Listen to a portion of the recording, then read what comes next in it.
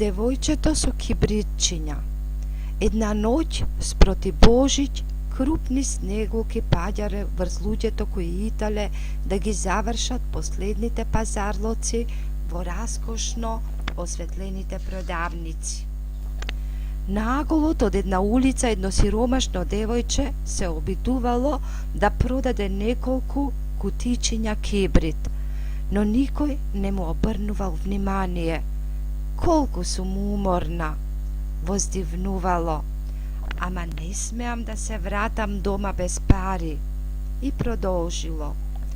Очувот ќе ме тепа, бидејќи ги нема повеќе ни мајка ми, ни баба ми, за да ме одбранат. Подзастанало како магепсано пред излогот на еден дуќан со печива, восхитувајќи се на вкусните, туку што испечени јадења, но продавачот го избркал девојчето со груби зборови. Еден господин и едно девојче, завиено во топла наметка, се качиле во кочија без да го удостојат ни со поглед. Девојчето побарало да најде барем малку заветнина во едно сокаче, но и таму студенилото било ужасно. Ако запалам некое кибритче, може би малку ќе се постоплам, помислило. Откако го запалило кибритчето и пламенчето вивнало, се појавило големо ќумбе кое зрачело пријатна топлина. Но штом кибритчето згаснало, ќумбето го снемало и студенилото се враќало уште посилно од пред тоа. Беше само убав сон, но да се обидам пак, може би приведението ќе се врати. Од вивнатото пламенче на кибритчето овој пат се појавила соба со огромна маса на која биле наредени најтоплите, највкусните јадења и најпримамливите слатки. Во собата имало и голем камин со силно разгорен оган и удобни фотели кои чиниш канат. Седни и одмори се.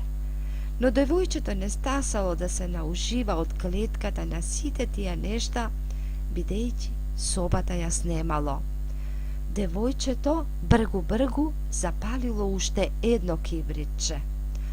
Пламенчето вивнало и при неговата светлина се прикажала една голема прекрасна новогодишна елка, накитена со свекички и сјајни украси.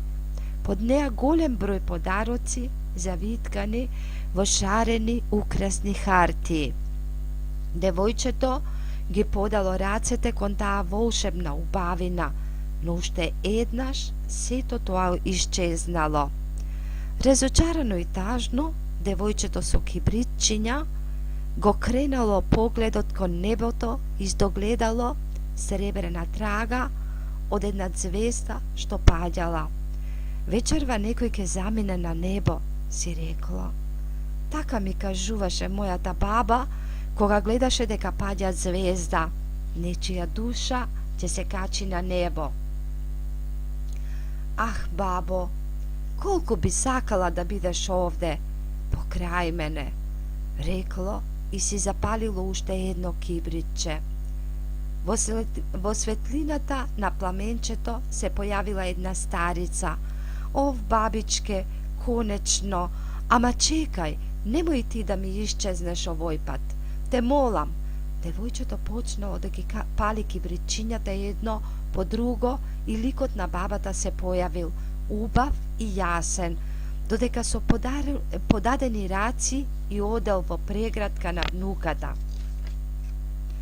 Девојчето се фрлило во незината преградка и одеднаш се чувствувало студ. Не почувствувало студ веќе. Бабата го привила кон себе и го понела кон небото. Наредното утро, наголот од улицата, минувачите го пронашле вкочанитото тело на малото девојче со кибритчиња. Околу неа биле расфрлени неколку изгорени кибритчиња, но на лицето се уште израчала насмевка на бескрајна радост.